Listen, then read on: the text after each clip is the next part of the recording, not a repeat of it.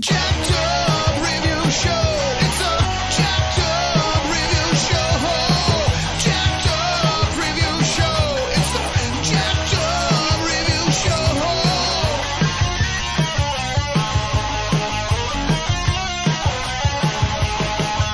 Join us as we cover many an insane movie and numerous cult TV phenomenons.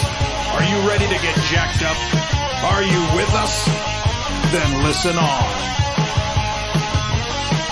Listener discretion is advised. It's a jacked up review show. It's a jacked up review show. Jacked up review show.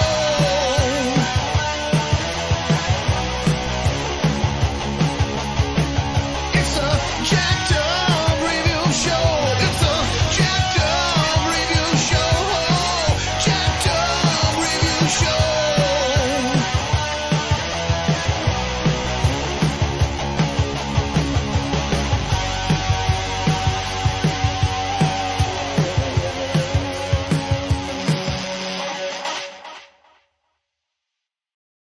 And here we are. We're in quarantine, so let's talk about Record and its remake. So you said Record. Is it called Record or is it just called Rec? Well, I mean, I just wondered if there's hardcore disagreement about it's Record, no, it's Rec. I've never heard it, but Rec is short for Record, so I mean, if you want, we could even just fucking say REC. I don't know. But yeah, what was your introduction to this? This is super. Well, actually, I think the original Quarantine, the American remake, was my introduction, and then I went back and rediscovered Rec, and then in the interest of full disclosure, I haven't seen Rec 2 or 4. I've seen 3 Genesis, and I've seen Quarantine and Quarantine 2 Terminal. Okay. Groovy. But and this is one of those films. Well, not Rec, but Quarantine. We'll start with Rec, but just to say, Quarantine is one of those films. And I think I've talked about you before how my daughter and I have really bonded over horror movies. Even when she was little, we really bonded over horror films. Nice. She was always attracted to horror films. I remember I remember her asking to watch Dawn of the Dead, the original '79 Dawn of the Dead, because she'd heard me talking about it when she was like 7 years old. And I had to explain to her, okay, this is what you're going to sell it. You watch it, but this is what you're going to be seeing, and it's not real. None of it's real. No, So we've always bonded. We've always bonded over horror films, and Quarantine was one of our favorites to watch together. We loved that movie together. Groovy. So then we went back and and so I thought, well, you need to go back and watch the original, because I didn't even know about Rec until Quarantine came out. I think most Americans didn't. I don't think Rec was. It really, they screwed the pooch on just making it as well known, yet somehow some people knew about it eventually. And I don't know how they knew, because I didn't see it getting played anywhere in my city. I didn't see it getting played on the movie channels. So I think it must have just been like a Blockbuster exclusive, like certain it was originally supposed to be direct to video, but then it got a theatrical release. Really? Okay. Yeah, it was originally destined to be direct to video, but I guess they decided that it was good enough to get a theatrical release, and now it's considered one of the earliest examples of the found footage genre. Right, exactly, because it came out a year after Paranormal Activity, and that pretty much made its whole funding possible, And, what year did Blair Witch come out? Oh, my bad. Yeah, that was 99. So yeah, that was like. And then there's one even earlier. Have you ever seen a movie called The Last Broadcast? I've been meaning to see it. I can't. Yeah, that's sort of a Blair. That's even earlier than, I think it came out 6 months or a year before Blair Witch, and I think it's probably considered the very first sort of found. I've seen it. It's very interesting. I don't know that it's great, but it came out in '98.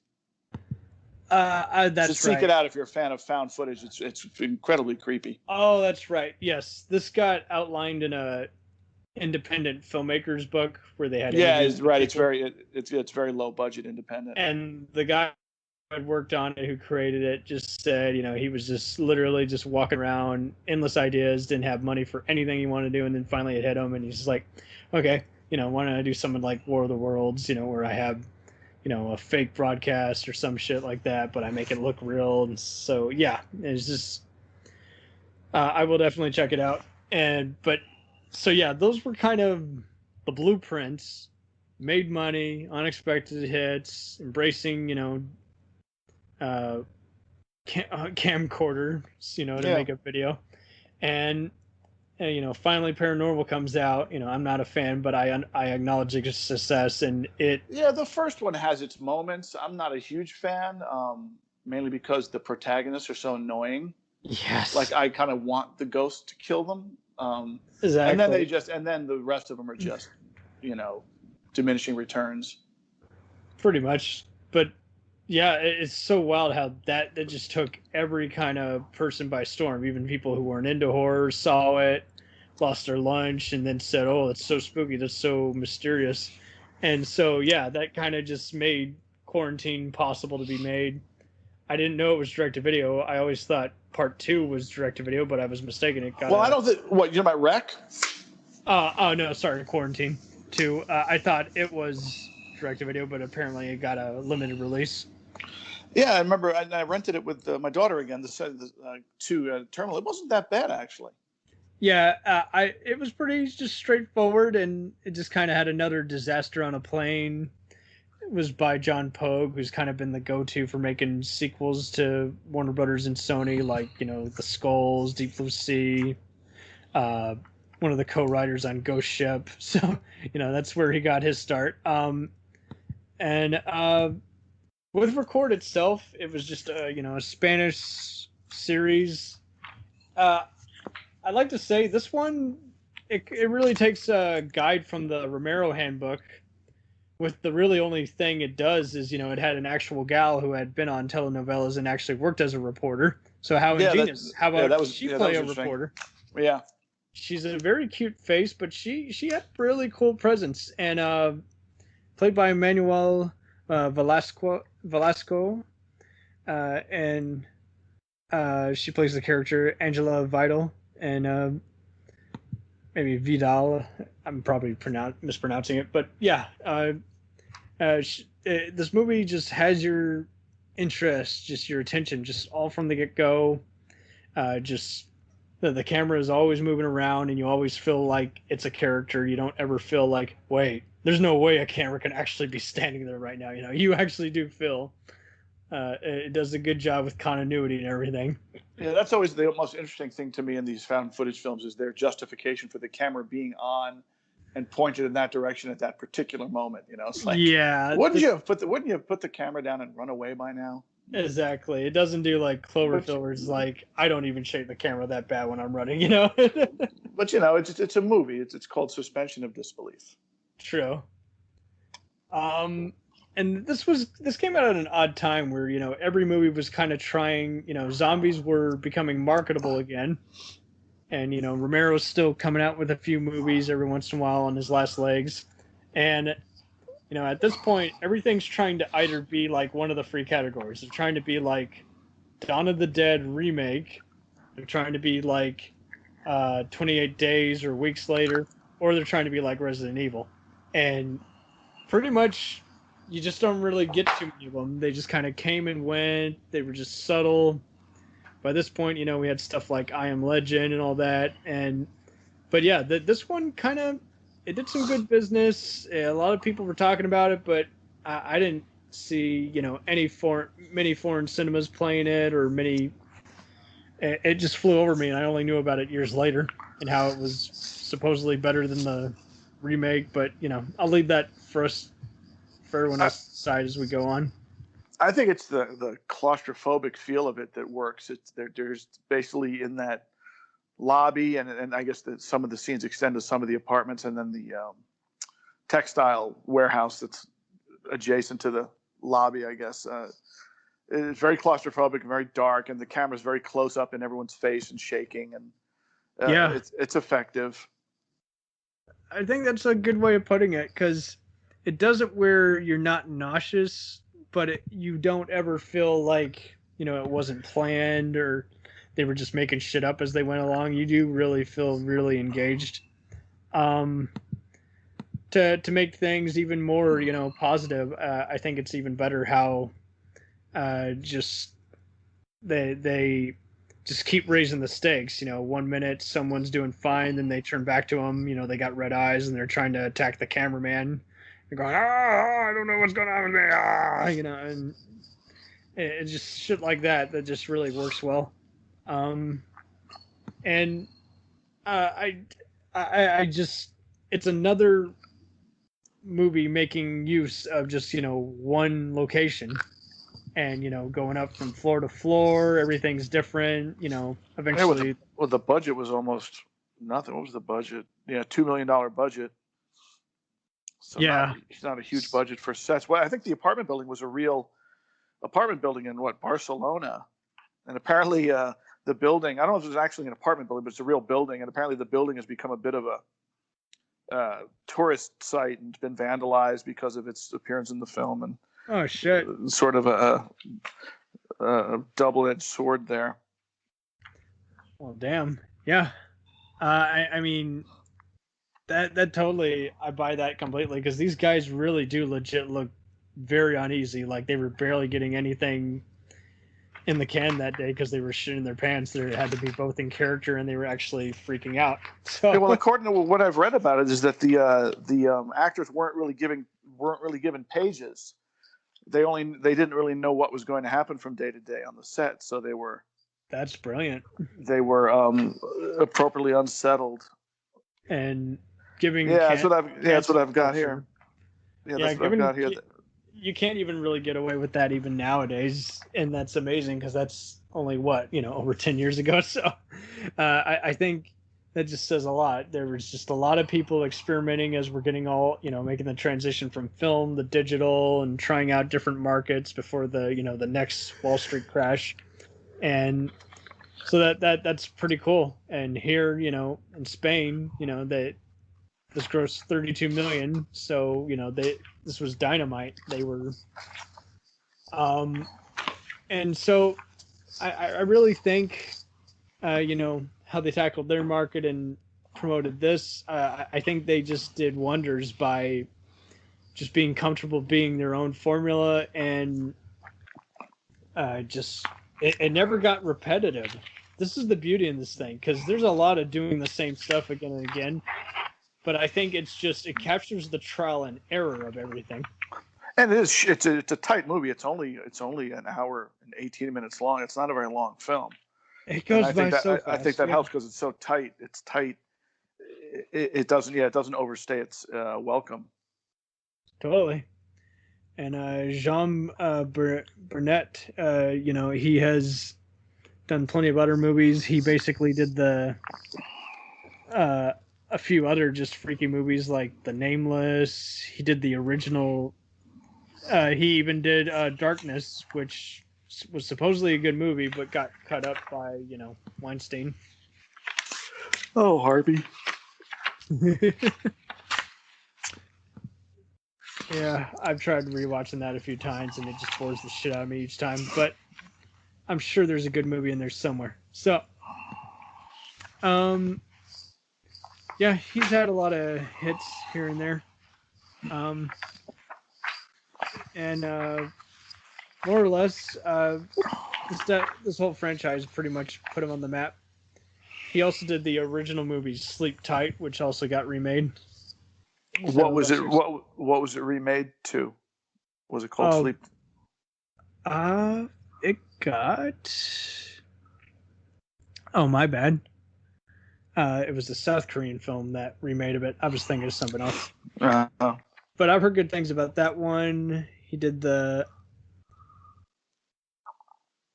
Oh yeah. Oh, okay. So, yeah, there was the other. He then got in trouble because then he remade the 2007 French movie Inside in his Spanish language in Spain. So there you go. That was the one with Rachel Nichols. But so he's done a lot of original stuff, and then he did one remake, and now, but he just came out with another movie starring some of his same people called Muse. So always busy, always trying out a few different things, but he'll always be remembered for this Record franchise. What would you rate it? The original. I'd have to give. Oh shit, I don't know. Out of 10, I think I have to give it 9, both for its effectiveness. It's a generally scary film, particularly that last sequence up in the attic. Just like the American remake, it's very effective. That's sort of in the dark, and apparently the actors were actually in the dark. They couldn't see what was going on, so their reactions are sort of genuine. They're not being able to see and clawing about with their hands. I'd have to give it. I guess I got to give it 9. I think I have to admit. We just do 5 stars. Oh, 5 stars. So what's that? 4.5? Yeah. Let me do the math. Yeah. 4. I give it 4. I think I like the American remake just a little bit better, only because I don't know. The one thing that loses me about the original is they tie it into the Vatican at the end. Like it was like some girl who was possessed, and they wanted to replicate like the enzyme that caused her to be possessed or something. I thought that was unnecessarily complicated, but I can see it's a Spanish film, and Spain is an incredibly devout Catholic country. At least I think it is. I'll give you 2 points on both of that. Yeah, it's complicated. It's not needed. We didn't need it. I didn't need it. I didn't need it to be related to religion at all. It's just a disease. And in quarantine, it's just basically, hyped up rabies. It could have been just more of an Easter egg instead of just in your face. But I can see how that in Europe, yeah, I think that works better at least. But I could just be speaking for myself, believe me. But yeah, I think it's a great film. And then like I said, I have not seen part 2. Rec 2. It's doesn't it pick up exactly where this first one leaves off? It right exactly off. And I don't think I've seen it. If I have, I can't remember. There's a lot of the same stuff, almost as good, but then you get to the second half and it gets a little repetitive, and then it ends exactly the same way. But someone getting drug off into the darkness. But like those last 5 minutes, and then there's some creature that comes towards the screen, and see, those last 5 seconds really wrecked the movie for an otherwise watchable, decent movie, because by that point you just could see the money on the wall. Is like, okay guys, you're never going to wrap this up. A story has to end eventually instead of keep going. So what, they wind up in the same attic and get dragged off again by the same creature? Yeah, they go to different parts of the building, but it's just not as memorable because it's just not as fresh, but it's a competent movie, but it's not remarkable. So I'd give it, the first one's definitely a 4.5 out of 5. That one's probably a 3.5 maybe, but it loses some serious points by just those last 5 seconds just being such a shit show. So it brings me to number 3, which was the first of the records I saw because I know I didn't have to see it because it didn't connect to anything. I'm funny that way. And it actually does have a couple of connections to the first one. There's some allusion that the first guy, the doctor who has his hand bit, was a veterinarian at the clinic where the dog was from the first one. Remember they mentioned the dog, and so he has a bite, and he says something about the dog came back to life after they put it to sleep. And then also there's a scene apparently where you see like a TV on a TV screen. You see a news report of some apartment building that's under quarantine. So they did harken back to it a little bit, which I always like. I always like if they can do that in an intelligent and believable way. Although this one is much less. This one's much more like Resident Evil to me. It's over the top. The chainsaw. I forgot about the chainsaw. Not that I mind, but it's not. It doesn't even. It even gives up the shaky cam after. Yeah. After just a little bit. Yeah. It's pretty much isolated. I understand why they did that. I can't blame them for going that way. They were trying out something different, trying to stand on its own 2 feet as a sequel, which I think is good. But, well, despite the loose connections, I think I just didn't find anyone really to connect with. I didn't find it stupid, and I didn't find it awful. I just kind of found it average, just kind of just like hit and miss. Competently filmed and well acted, but just not like, oh my God, you got to go see this, you know? I think they probably like came up with the idea of a chick in a wedding dress with a chainsaw. I'm like, okay, we're going to work around that. Let's work back from that. We need a girl in a bloody wedding dress with a chainsaw. Yeah, and a lot of the people do take a serious while to kind of notice that shit's hitting the fan. I'm like, come on, people, you know, it's a pretty big mess over here. And it had a lot. It had more. Had more comedy elements in it. I'll give you that. The comedy really does work. It allows the filmmakers to show a satirical side, and I mean, you're seeing a lot of rich people and other assholes getting slaughtered, so that's kind of fun. Right. That's always right. That's always fun. It's probably the most foul-mouthed out of all of these, and I know, you know, we don't speak fluent, you know, Spanish, but you know, it's subtitled, and we're seeing so many of these guys be like, "Get the fuck out of here!" You know, so it's a lot of fun. The body count is certainly higher than the other two. Yeah, it definitely gets points there. It is definitely, you know, what there was like 50 people who died. Oh yeah, I can't even count. And this one, I'm sure there's like 140 or some shit. You know, so I'd probably give it a 2.5 out of 5. It's not awful. I would give it 2.5. It's enjoyable. We had fun with it. Zoe and I had fun watching it. I'd watch it again even. But... It's hardly scary at all. It's just more, I don't know, entertaining and humorous. Yeah, it probably would have been better had it been like just a short film and it had just been a special feature on one of the first 2 movies. I don't know. Maybe it got fairly decent reviews and it did fairly well, I think. It made some money. Totally. I mean, that's why they just kept going and going. They're just like, we're still making money with this. We still love what we're doing.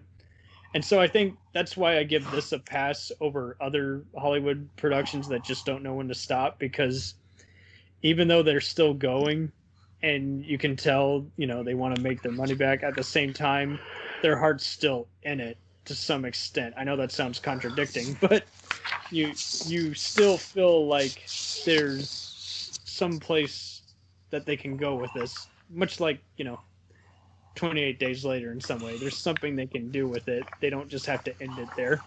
Versus another franchise where it's like, okay, now you're just getting ridiculous. And it's like, no, this didn't get ridiculous, but it didn't really need to go here, but it's still rather reasonable for the right person. So I'll end this with part 4. And it's this time set on a boat, and it brings back the character we know and liked, and sorry, I cannot speak today. Yeah, Manuela Velasco as the reporter. She's back in it, right? She is. She was heavily promoted. Angela Vidal, yeah, right. I think it's even her IMDb photo to some extent. She gets to do some serious fighting here. There's a lot of second guessing. Everybody's like, "Are you sure? You know, you didn't have this, bring this infection disease." And this is definitely also the most Romero-ish of the whole thing, because then you got this whole military squad. They're coming in, killing a few people, doing what they need to do. They got their own agenda. And it's not an impressive ending. It just does the typical, you know, just boat exploding and other stuff. But this should have definitely, after watching it, I pretty much was just like, you know what? This should have been part 2. You know, part 3 should have just been like a special feature. Yeah.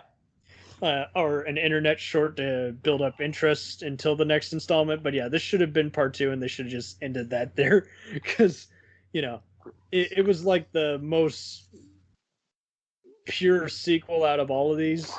And yet at the same time, it took its sweet time getting there, you know.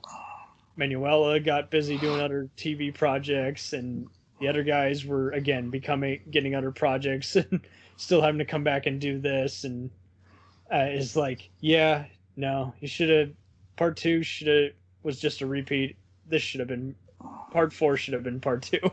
So watching it, pretty enjoyable. And for people watching it, I know you're gonna watch them in order, but you should really just watch like part 1 and then part 4, in my opinion. But so I'll have to check it out. Yeah, I'm not sure if I would put it as like best horror of the year for this one for 2014, but because there were so many other cool movies that same year, but it's definitely worthy of a matinee or a midnight screening, especially if there's a double feature with the first one. Yeah, good point. Yeah, watch them back to back. Yeah, you'll be exhausted. So what do you rate it at? The fourth one? I'm going to definitely be a 4 out of 5. It does unfortunately, it does kind of feel like it goes to generic Hollywoodville after a while, but you at least still care about the heroine and the other new guys, and just they're once again, you have the great sense of everyone doubting each other, let alone doubting their own self. You know, am I a zombie? Am I infected? I don't fucking know. You'll know eventually. You'll know eventually. Right, you'll know eventually, and it's also, there's just so much shit. Much like part 3, there's so much shit happening. It's too much to take in one viewing, but it's definitely rewatchable. So, again, most franchises have at least just one bad apple that no one likes to talk about. With this, you can pretty much pick and choose. It's a cherry orchard. With all the apples you don't want to eat because they either look too funny or or clearly have a worm in it. This one, pretty much all the apples on this farm are fresh. You just gotta pick and choose. So I'll just leave it like that. But yeah, it's definitely 4 out of 5, and it's definitely reevaluating this. I definitely don't regret watching any of these, and it's cool that you got to see this, with family, and just see how foreigners handle this, in terms of just tackling different subjects, being their own formulas, and how Americans are just needlessly imitating it, and I don't mean the remake, I mean just other movies in general that you're seeing. Is like, okay, you totally took a few angles. It's the sincerest form of flattery, they say. It really is. Ironically, Manuela Velasco, she starred in a few TV shows that are actually versions of other UK and US shows. So it's interesting seeing how it just all goes around. Everybody's starring in a remake of something. I think they said that even with like TV shows like Homeland, where they would get people who had been on the original, Israeli show and just brought them over playing different characters. We'll return after these messages. Hey, feeling down? Feeling low? Not enough podcasts about movies in your life? Why not try They must be destroyed on sight. the new Podcast Cure-All, sure to get you right with the world and on a path to better living. We have exploitation, we have Italian horror, we have zombies, we have slashers, we have crime films, we have spaghetti westerns, we even have sci-fi and sex comedies. So take a dose of They must be destroyed on sight. as needed, and let the hosts, Lee Russell, Daniel Harper, Paul Romali, and the odd guest host cure what ails you. Warning, may cause atrophy, African consumption, black fever, bone shave, chin cough, colic, cramp colic, dropsy of the brain, elephantitis, grocer's itch, jaundice, mania, miasma, mortification, palsy, Pott's disease, rheumatism, scurvy, St. Anthony's fire, summer complaint, and worm fit in some people. Consult a physician before listening.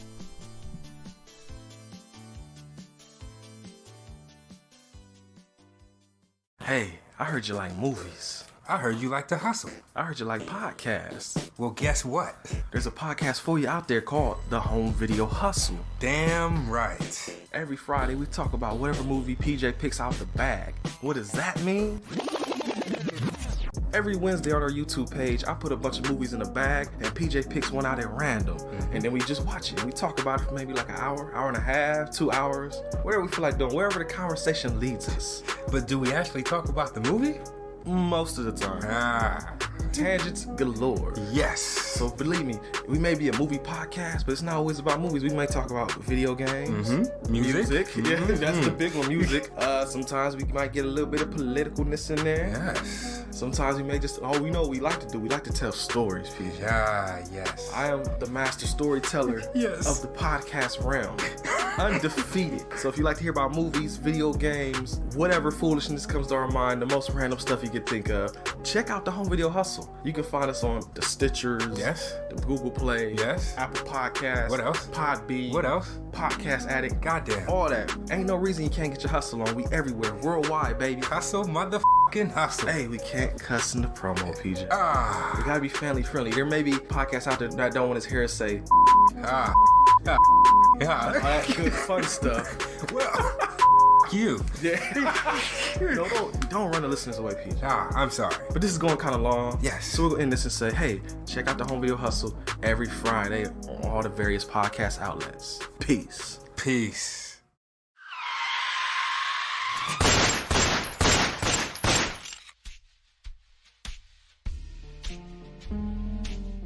As far back as I can remember, I always wanted to be a gangster. And while Witch didn't make it to the top of the world, he did make the Gangs of Hollywood podcast. So join the gang and enjoy a movie review podcast about movie gangs, gangsters, mobsters, and the mayhem they cause. You can find GOH Podcast on Facebook, Twitter, and Instagram at GOH Pod at www.gohpod.com, as well as your favorite podcast listening app. And remember, say hello to your little friend for me.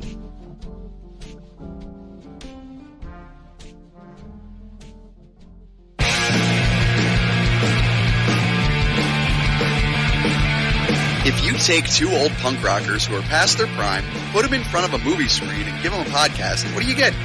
Cinema Punks. Cinepunks. It's the mixtape of movies.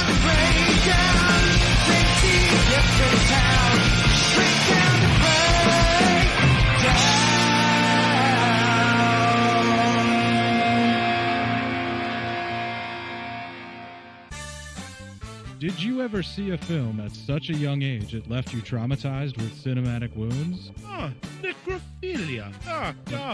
It's a dead issue, man. Don't push it. Cinema Psyops is a weekly podcast documenting an ongoing experiment on the mind of an unwilling test subject. No one should have to watch this movie. Oh, no one should have to watch this? No one should have to watch this movie. Surprisingly, it's not a topic that a lot of people really want to tackle. I'm shocked, prudes. I know, really. Right? It's the next sexual frontier that no one wants to explore. I am, in the most sincerest of senses, disappointed in you. It takes a powerful goddess like Connie, jam her arm down the monster's throat and kill it. Oh, I'm still tripping out over that. Even as a kid, I was like, I gotta find a girl like that. Every week, I get a new look of disappointment that I never thought I could get out of her. Unimaginable. At 12 years old, you should not be watching this movie. Obviously. At 13, you should not be. 14, you shouldn't be. I'm not entirely sure even 17-year-olds should be watching this. Just because you're offended by something doesn't mean that you have the right to demand that it doesn't exist. Watching this film again, I had all of this like little nerd glee with everything that kept little popping history up. all popping up absolutely. at you. So I totally loved this film. Hey, I know why you couldn't see that. It's because your brain's warped from watching this shit at 12 years old. Yeah, this is a rough movie. I told you ahead of time when we were getting ready to do it that it was. How be a did you rough watch one. this shit at 12? Because physical wounds heal, cinematic ones don't. Listen to Cinema Psyops.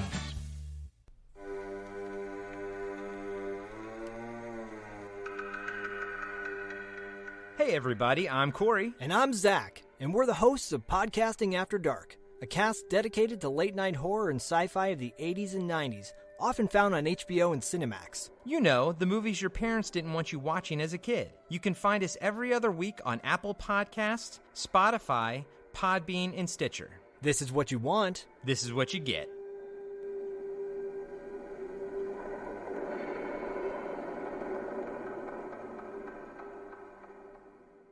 It's time, let's check our cue, baby.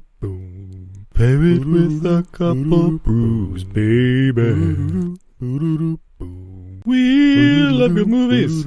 We love the bad ones too. So we watch them all and pass their lessons on to you. Oh yeah.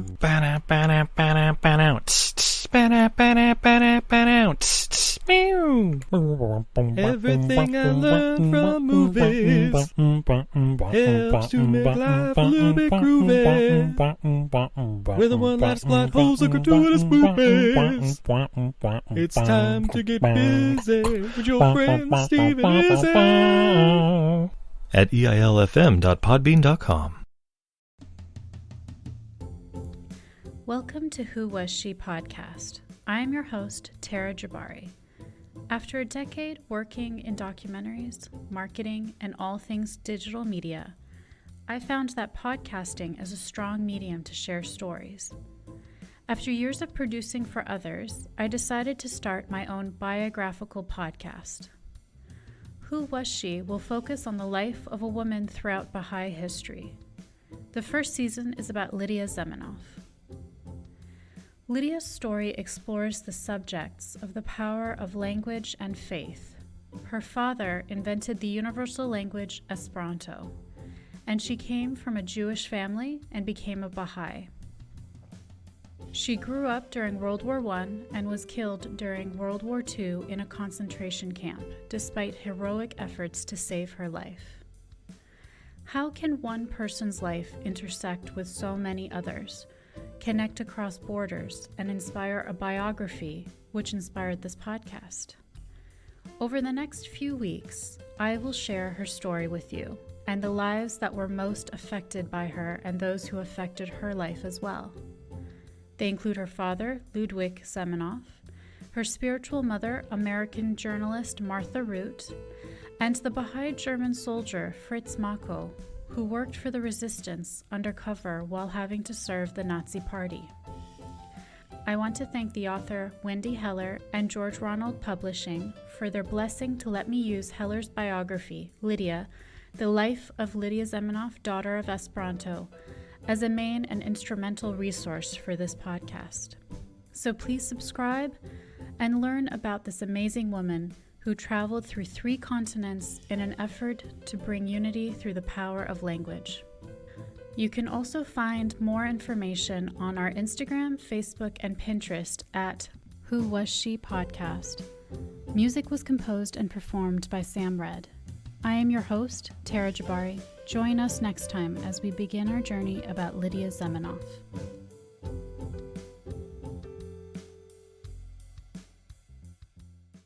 Hi everybody, it's Mac Jackson. I wanted to invite you to a new site called the Forever Adventure Network. This website has everything. Pictures, videos, blogs. There's original music by Harmony Constant, 2 podcasts. One is the MacGyver podcast, where we celebrate Richard Dean Anderson, his iconic roles, and how it's influenced our lives. There's episode discussions, interviews, and life conversations. The second podcast is the Never Gets Old podcast, where we celebrate all the best things that we love in life, from TV, movies, music, and comics. The site is also the home for the MacGyver SG-1 audio series, an ongoing adventure series that continues the adventures of MacGyver and SG-1. There are also multiple stores to choose from for all of your pop culture and adventure needs. Come on by and check us out today. And thanks for joining the adventure. Are you sick of the same old stale podcasts? Well, then join Vanessa and Darren as they dissect movies of all kinds. The 2 lifelong cinema lovers bring their favorites, curiosities, and first-time watches to the operating table and inject them with a healthy dose of snark. Then there's the waiting room, where they examine books and short stories. So just look for them on Apple Podcasts and where fine podcasts are available. They're part of the Legion Podcast Network.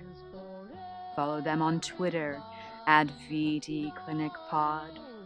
Join them on Facebook at facebook.com/groups/VD Clinic Pod, or email them at vdclinicpod@gmail.com. They're ready to cure what ails you. And still, they just might be a little contagious. We now continue with our program. So, under quarantine, that was a big deal. Sony Screen Gems. Right. I'm kind of mad on this movie. I don't like it or hate it. I'm just kind of like, okay, Jennifer Carpenter, cool actress. I think the biggest deal was both the trailer and the damn poster give away the ending. Give away the ending. I know. I made a note to bring that up. Yeah, it's one of those cases where the movie, the poster and or the trailer gives away the best part of the movie. Although I guess if you've seen Wreck, you already know. But I think the vast majority of American viewers, anyway, hadn't even heard of Wreck when this came out, so they wouldn't have been spoiled by the ending. The ending wouldn't have been spoiled. Yeah. Only hardcore, people who go to every single art house theater and saw. Yeah, you're exactly right. The trailer, specifically the trailer. I mean, the poster too. But when you see it, and when you see her actually getting drug off into the dark, I know the damn ending. Yeah. How would you compare it to other horror remakes? Where, because it seems like this one, it's practically scene for scene. I mean, it really is, which is okay, which I don't mind. Like. What's it? Let the Right One In versus Let Me In. Yeah, and, that's another good point. I like them both. They're both great. The American remake is essentially shot for shot remake, which I think works. I don't have a problem with it. I don't get offended either way. They can both exist. Right? It doesn't have to be one or the other. Can't they both exist in the same universe? I like this one. The budget. I think the bigger budget shows up on the screen better. You have a little more well-known actors, a little well-known to American audiences anyway. Yeah. Jennifer Carpenter, very excellent. She brings a nice intensity to it. She's, and I like the little flirtation she has going with the two firefighters. That's kind of cute. And then, because we're all happy, or everything's fun and happy, and then we get to this, apartment building and things aren't so much fun and happy anymore. Yeah, she did this right after Exorcism of Emily Rose, and around this time. She's very intense. She's great, actually, very intense. She brings a lot of energy to it. Apparently, she refused to see the attic set before they filmed it. She wanted to be able to convey that she didn't know her way around it, so she requested to not be shown the set before they filmed her scenes in it. And I think that's it comes across that whole when you see her clawing about in the dark, through the night vision, so you can see her, but she can't see anything. It comes across really, really well. Yeah, I mean, this had a big bunch of other character actors, and a bunch of recognizable faces, not names that I could ever name, but half of them you're like, oh, I've seen that guy before. I've seen that guy before. Yeah, Steve Harris has been in a lot of stuff. Columbus Short, pre-Scandal, was there. Greg German's another guy, from Ally McBeal. It's got some great shots when the big plastic sheeting comes rolling down over the windows. That's a great shot. There's a lot of stuntmen just hanging around, being just lifeless bodies or people wiggling around, and I think a lot of people were complaining, "Oh, there's no music." It doesn't need music. Yeah, they're right. I think that because it's a the music will only remind you it's a movie. Yeah, it's found footage. I don't understand. I don't think that needs music. Yeah, it's rare. I think maybe it's off-putting to some people because it's so rare that a movie does not have any musical soundtrack. But yeah, I don't think it needed it. I like this movie a lot. I really do. I enjoyed it. I've enjoyed watching it with my daughter. It's got some really effective. That firefighter, I forgot his name. Falls from the fifth floor. And then later on, he comes crawling out of that textile warehouse with his leg, with like a green stick fracture in his leg, and he's still trying to walk on. It's like, oh, very nice, very nice. Yeah. So. And I love that. And the one douchey guy, I can't think of the character's name. The real douchey guy, I don't And he remember. winds up getting mauled in the elevator by the two dogs. Everybody saw that guy. Like, as soon as they introduced this guy, you're like, okay, he's going to die horribly. And he gets mauled by the two rabid dogs in the elevator, which is pretty sweet. Nice. I can't think of the character's name, but yeah, he was a douchebag from the word go. Yeah, there's definitely a lot of deaths, and I mean, I gotta hand it to the guys for just saying, again, the formula's thinking back at it now is like, at least when I saw it, I was just kind of like, oh, what's happening? Oh, interesting. Oh, and now it's over. Okay. I didn't hate it like, some of these other, Yeah, it's it's not even an hour. It's just barely an hour and a half long. And the Dotto brothers, John Eric and his brother, what's his brother's name? Drew, yes. They later went on to work on stuff like Devil with Shyamalan and As Above, So Below, and No Escape, the adventure film with Pierce Brosnan. I think their best work by far is the TV miniseries of Waco. But yeah, for a while they were pretty much the go-to guys after being in film school and doing some indies, Yeah, Devil, that was a tight little horror film, wasn't it? Yeah, that was definitely a cult hit. That was well shot. As Above, So Below, I'm not a fan of, but all my friends were just all about. They couldn't stop talking about it. And so yeah, for a while they were just kind of the go-to. Just do some action and horror, mystery, but do it all claustrophobic, Saves money. Yeah, and it was a formula. Just you got to make use of it. And this was another. So for a remake, it was way higher. It's around 41 million or 12 million. My bad. And yeah. And so it certainly made its money back. Yeah, Sony Screen Gems, is unexpectedly just kind of showing they can be more ballsy, and it's like, okay, instead of doing more stupid, remakes with someone like Sarah Michelle Gellar, we're actually gonna bring it up a notch. We're gonna actually, show some more shocking stuff, some more gotcha deaths, and we're gonna go there. We're gonna actually. And I thought I liked the ending better. I thought the attic scene. I don't know. I liked the creepy creature who was in the attic at the end, played in this one by Doug Jones, who is just a fantastic physical actor. I mean, he was Abe Sapien in the Hellboy movies and 1 and 2 anyway, not that awful remake. And what he was in, he's in Pan's Labyrinth. He's in all the I can't think of the name right now. The director of Pan's Labyrinth and the Hellboy movies. Yeah, he's with. Why can I thought? Yeah, Del Toro. Thank you.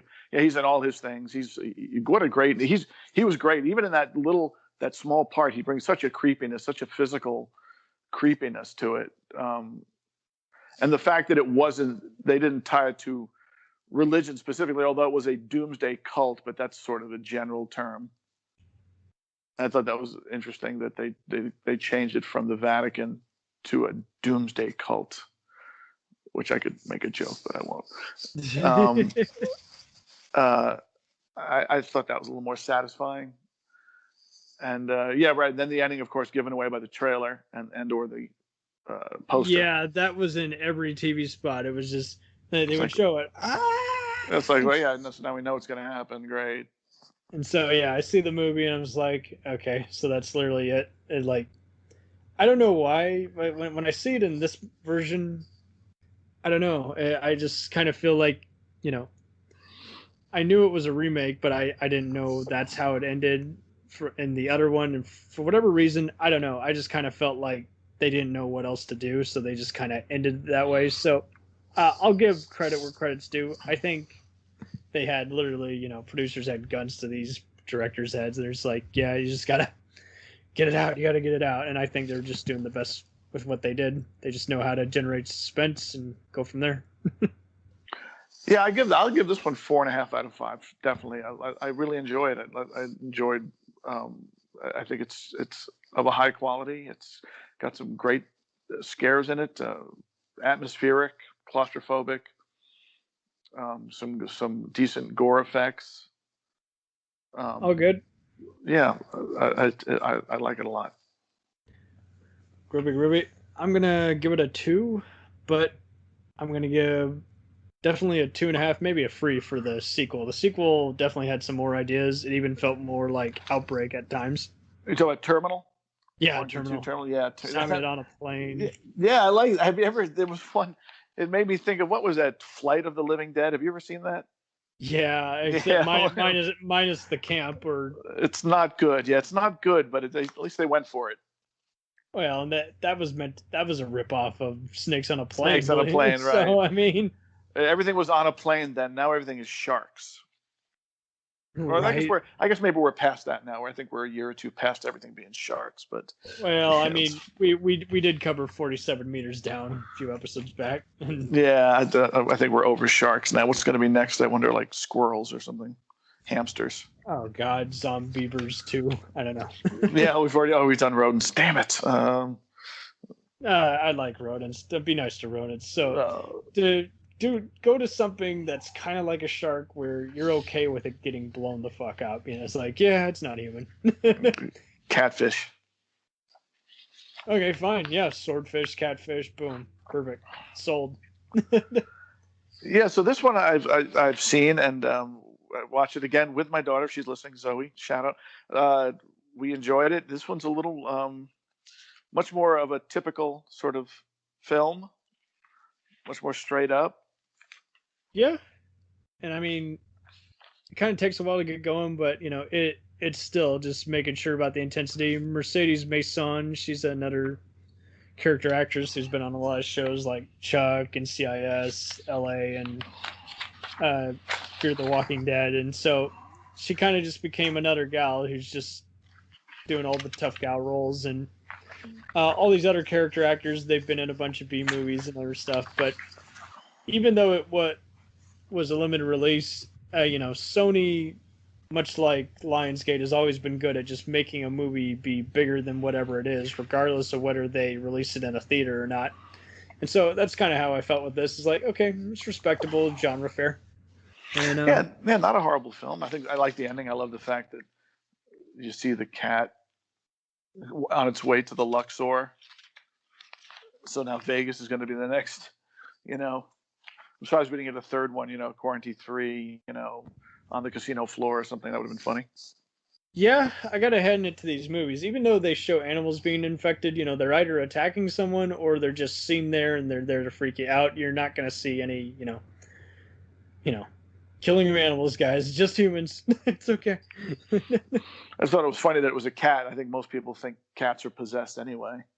So I think that's totally what they're going for. I mean, I have one, and I have a cat, and she's definitely possessed by some evil spirit at times. Well, that's just it. That's why, you know, always make sure to bring your cat in on Halloween, because there's just always people who are thinking like that. Oh, I got to kill the cat, you know. No, never. Not my kitty. She's just a pain in the ass. All cats are, though. Yeah. There you go. So, and I like this one too because I work in the airline industry, so I always get a kick out of watching airplane stuff. Oh, airplane and airport stuff is always fun. Exactly. Die Hard, Airport on a. Yeah, the second one. How could the same thing happen to the same guy twice? Yeah, I like that one. That one's silly, but still fun. Yeah, that's a fun one. Yeah. Anything, man. Any kind of airplane disaster movie, you know, you got to see it. Cause the original Airport with what George Kennedy. Martin. Yeah, George Dean Martin. George Kennedy is Joe Petroni, right? Joe Petroni. Yeah, he's the patron saint of airline mechanics. Take what did it say? The 707. You take the wings off it, you could use it as a tank. He's just great. I'm an airplane mechanic, so he's our patron saint, Joe Petroni. George Kennedy, the hero that chewing on the big stub of that cigar, growling at everybody. He really does so much. It was great. I love anything to do with the airplanes. Yeah. So I guess we're not going to get a third in the quarantine. I guess quarantine is done. We got 4 wrecks, but only getting 2 quarantines.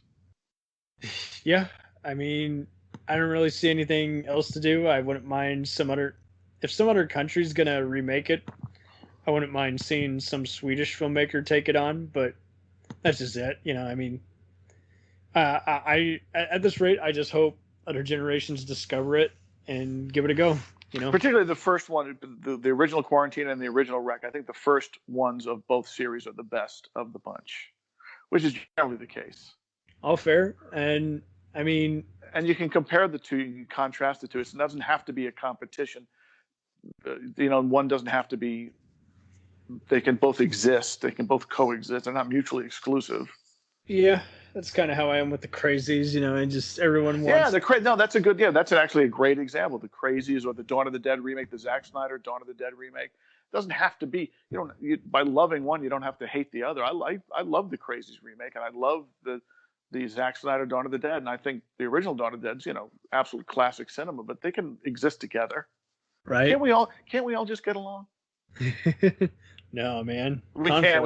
We have to fight about everything. We have to nuke each other at all times. Yeah. So, David, I'm going to let you plug yourself. Oh, me? I don't know. I don't have anything to plug. This is it. I'm plugging this show. This is it. Come listen to this show. I was going to say, I always say vote, but I guess we're past it. Well, now I guess unless you live in Georgia, because we got the runoff coming. Wash your hands, wear your masks, and be kind to one another, please. Absolutely. And that's it. What about you? Plug away. You're in various things. Oh yeah, I've been doing plenty of blogging for the Action Elite, Movie Elite. I've been meaning to start on a few other blogs, but haven't heard back from the admins. I'm just exhausted not only working overtime at work, but also trying to get all these fucking episodes in the can for this year. So other than that, I can't wait for just the next few subjects and catching up on what will be talked about tomorrow. So yeah, well, that's right. You want to say what we're doing tomorrow? We're doing Pumpkinhead. Pumpkinhead.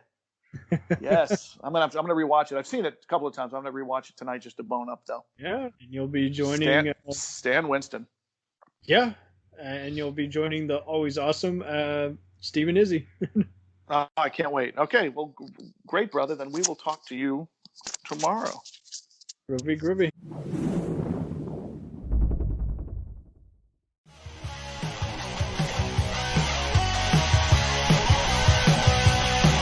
Follow us on the web on Facebook, Twitter, and Instagram.